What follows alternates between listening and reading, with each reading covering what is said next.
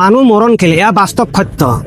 যোৱাকালি অৰ্থাৎ 19 ছেপ্টেম্বৰ শুক্ৰবাৰ দিনৰ 2-2:30 বজাত বিদেশৰ পৰা এনেকুৱা এটা খবৰ আহিল, গোটেই অসম তথা ভাৰতবৰ্ষতে শোকৰ ছাঁ পৰি গ'ল। আৰু ছিংগাপুৰৰ সাগৰৰ পাৰত স্কাই ড্ৰাইভিং কৰোঁতে আমাৰ হিয়াৰ আমঠু চকুৰ নয়ন জুবিন গাৰ্গৰ অকাল বিয়োগৰ খবৰ আহি আমাৰ গোটেই নৱপ্ৰজন্মত অসম তথা বিদেশতো শোকৰ ছাঁ পৰি গ'ল। আৰু জুবিন গাৰ্গ এজন ব্যক্তি নহয়, জুবিন এটা অনুষ্ঠান, এটা জাতিৰ সত্তা, এটা প্ৰতিভা, আৰু অসমীয়া সংগীত জগতৰ স্বনামধন্য ব্যক্তি হয়। আৰু জুবিন গাৰ্গ নতুন প্ৰজন্মৰ আদৰ্শ হয়। আৰু জুবিন গাৰ্গ অবিহনে আমাৰ সংগীত জগত আধৰুৱা হৈ থাকিব। আৰু জুবিন গাৰ্গৰ আমাৰ মাজতে নাই, সেই কথা জুবিন অনুৰাগীৰ বিশ্বাস হোৱা নাই যদিও এয়াই বাস্তৱ সত্য। আৰু জুবিন গাৰ্গ যে আমাৰ মাজত নাই, এই শোকত তেখেতৰ অনুৰাগী শোকত ভাঙি পৰি আমাৰ এই অঞ্চলৰ বিশ্বনাথ মথাউৰি চন্দাৰ বণিক খন্তাই তেখেতক শ্ৰদ্ধাঞ্জলি জ্ঞাপন কৰিছে। আৰু আপোনালোক দেখাবলৈ যত্ন কৰিম, গুপ্তকাশী বিশ্বনাথ ঘাটৰ যিটো মথাউৰি চেণ্টাৰ আছে, পুৱা 5 বজাৰ পৰা সন্ধিয়া 8 বজালৈকে সম্পূৰ্ণ বন্ধ ৰখা আছে।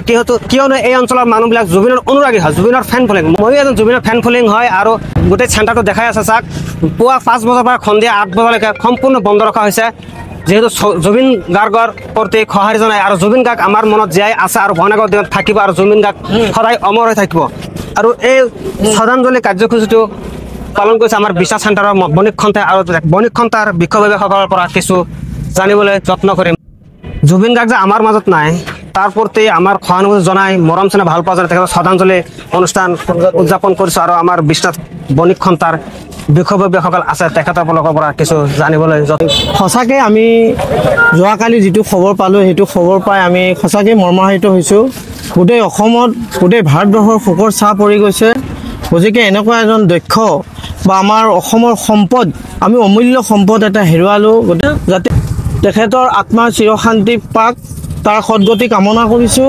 আজি ক'বলৈ ভাষা হেৰাই গৈছে। আমাৰ অসমৰ এটা অমূল্য সম্পদ হেৰাই যোৱাৰ নিচিনা অনুভৱ হৈ আছে। কিন্তু আমি ক'ব পৰা নাই, ভাষাৰে ক'ব পৰা নাই, বুজাব পৰা নাই, আমি বিদায় দিবলৈ বিচৰা নাই। আমাৰ অন্তৰত আমি সাঁচি ৰাখিম জুবিন গাৰ্গ এটা অমূল্য সম্পদ। গোটেই বিশ্বই চিনি পায় জুবিন গাৰ্গৰ কাৰণে, আমাৰ অসমক চিনি পাওঁ, আমাৰ অসমীয়াক চিনি পাওঁ। তেওঁ য'তেই থাকক শান্তিত থাকক, সেই কামনা কৰিছোঁ। আৰু তেওঁৰ পৰিয়ালবৰ্গক আমি সমবেদনা জ্ঞাপন কৰিছোঁ। যাতে আছিল জুবিন গাৰ্গৰ শ্ৰদ্ধাঞ্জলি আয়োজনৰ অনুষ্ঠান আমাৰ গুপ্তকাশী বিশ্বনাথ ঘাটৰ বিশ্বনাথ মথাউৰি চেণ্টাৰ। ক'বলৈ ভাষা নাই, জুবিন গাৰ্গ সদায় আমাৰ মনত আছে আৰু ভৱিষ্যত থাকিব। আৰু জুবিন গাৰ্গ অমৰ হৈ থাকিব, জুবিন গাৰ্গ সদায় অমৰ হৈ থাকিব। জয় আই অসম।